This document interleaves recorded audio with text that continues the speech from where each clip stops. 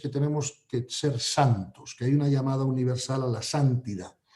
Y se comprende o se entiende la santidad como una perfección, como un trabajo o un esfuerzo heroico de la persona en la perfección de las virtudes del ego, o sea, en perfeccionar el ego, ¿vale?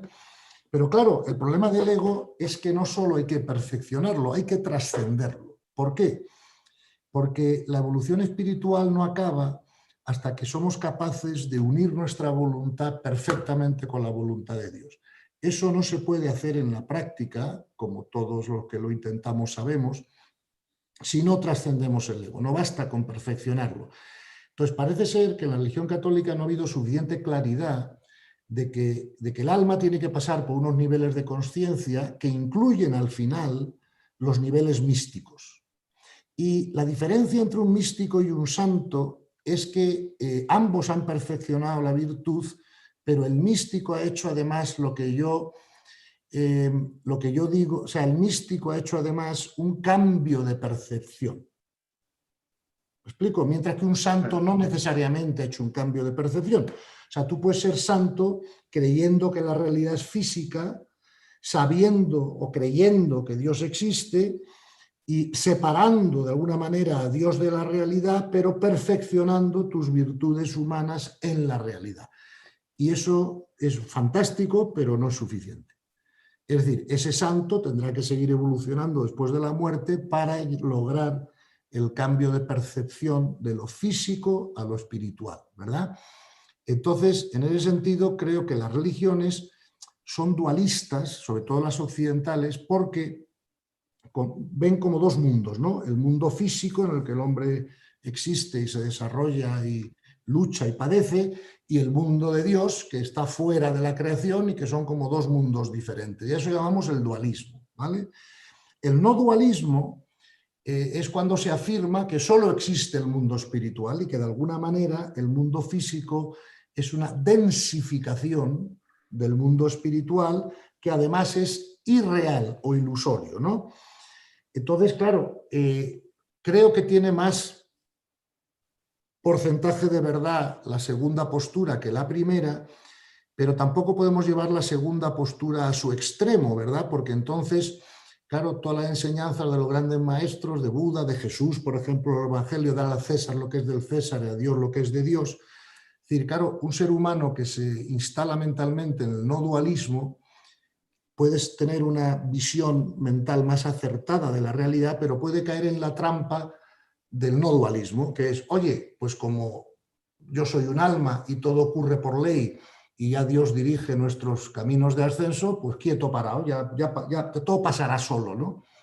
Pero eso no es verdad, o sea, aunque la realidad física sea una realidad ilusoria, tenemos muchas enseñanzas de los grandes maestros de la necesidad que tenemos de aprender a manejarnos bien en la realidad física, porque es un componente de la sabiduría que a su vez es un componente del amor, ¿verdad? No hay amor sin sabiduría. Fíjate que en el Evangelio hay muchas enseñanzas al respecto, dar al César lo que es de César y a Dios lo que es de Dios, ¿no? Entonces, tener una posición mental no dualista creo que es más correcto, siempre y cuando no nos haga caer en el error del no dualismo, ¿no? Que es, pues dejemos que Dios haga todo. No, un momento, que yo tengo que hacer lo mío, o sea, yo tengo que de alguna manera, eso es lo que se llama de alguna manera el ego espiritual, ¿no? O sea, claro, pero es que el ego espiritual también tiene que ser trascendido, ¿no? Porque sigue siendo ego, aunque le pongamos la palabra espiritual detrás, ¿no?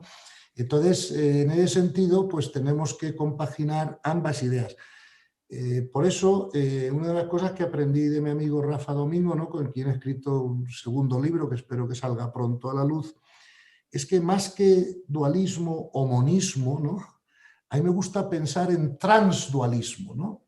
Que de alguna manera no niega el mundo de la forma tampoco, ni dice que es totalmente ilusorio, porque todo tiene su parte de realidad cuando la estamos experimentando, y no niega, de verdad, la primacía de la espiritualidad, pero sí reconoce que en este momento estamos encarnados en un mundo dualista, ¿no? Porque esa es la realidad. Por otra parte, la mente solo trabaja de forma dualista. Es imposible usar la mente de forma no dualista, porque no está hecha para eso, ¿no?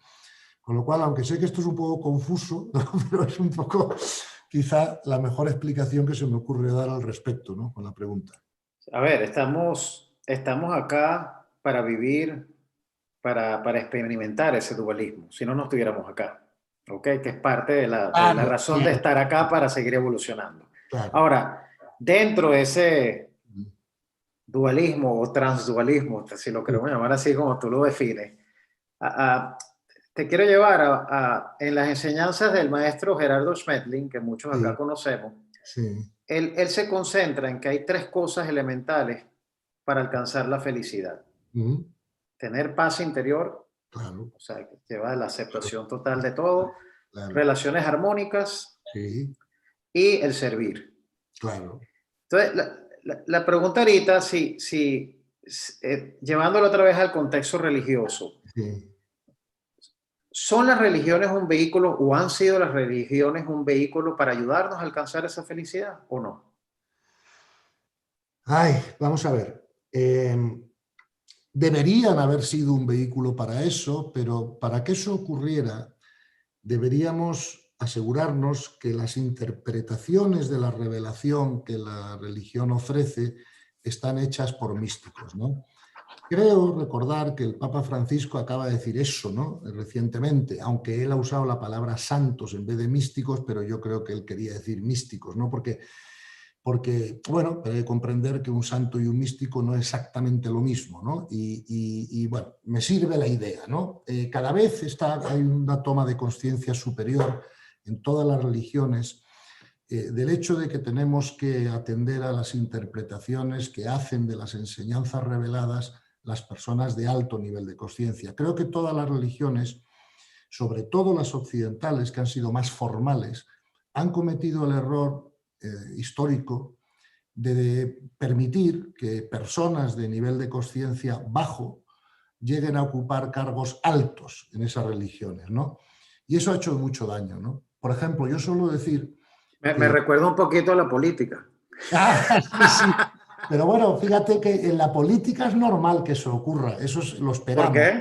¿Por qué? Bueno, pues porque... Hasta ahora ha sido normal, pero no es que no es el deber ser, ¿no? Bueno, ya, pero ten en cuenta que la gente que se dedica a la política, que quiere de alguna manera ligar su vida a la política, pues es normal que sea gente de un nivel de conciencia inferior, ¿no? Pero en el caso de las religiones, hombre, lo normal es esperar que los que se dedican a ser ministros religiosos pues sean personas de un nivel de conciencia superior, ¿no? Porque ¿qué pasa? Cuando tienes un ministro religioso, me da igual que sea rabino, que sacerdote, que imán, ¿vale? Me da igual, ¿no?